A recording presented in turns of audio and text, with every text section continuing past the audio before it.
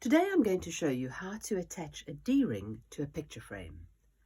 I'm going to use a single hole D-ring, but you get double hole D-rings and 3-hole D-rings and a great multitude of additional fittings that can be attached to the back of a picture frame.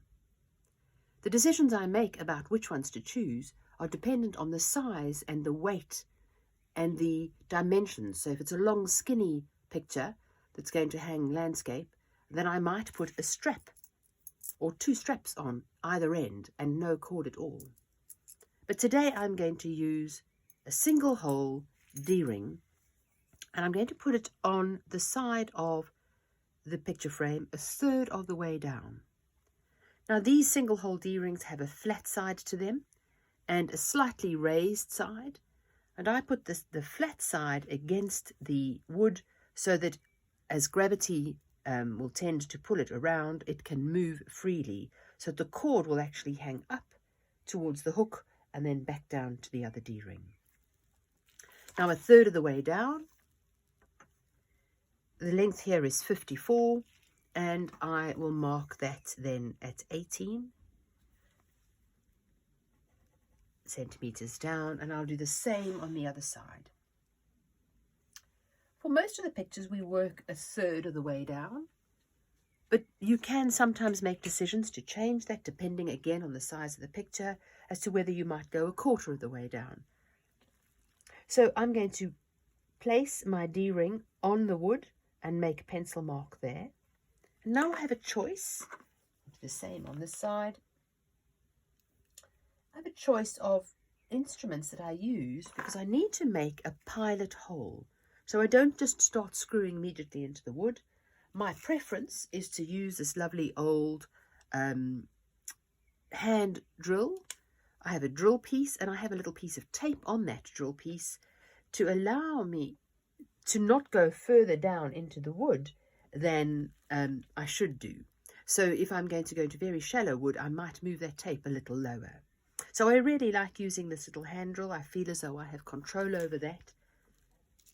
However, a little brad awl or awl, or as I say, a sharp pointy thing, can work equally well. You're making an initial hole, so I'll do it on both sides, that initial hole, but I do often use that hand drill to make that same hole. And now I can put my screw in, and I like to use a ratchet screwdriver. The ratchet screwdriver allows me to not move my hand, so I'm going to hold the screwdriver and just twist and then allow the ratchet to do the work for me.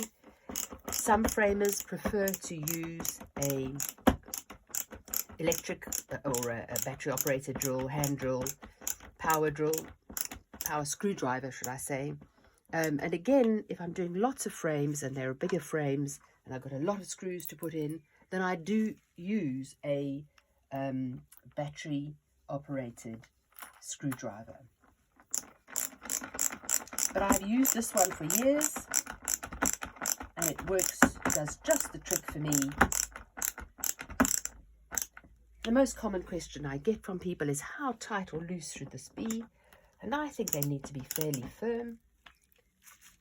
And I do angle them because my cord is going to go across from the one to the other. So that's attaching D-rings to a picture frame. And my tools are a hand ratchet screwdriver. Any screwdriver will do. I sometimes use a hand drill or a bradawl. I'm using D-rings. I need a pencil to make a mark and a ruler to measure the distance.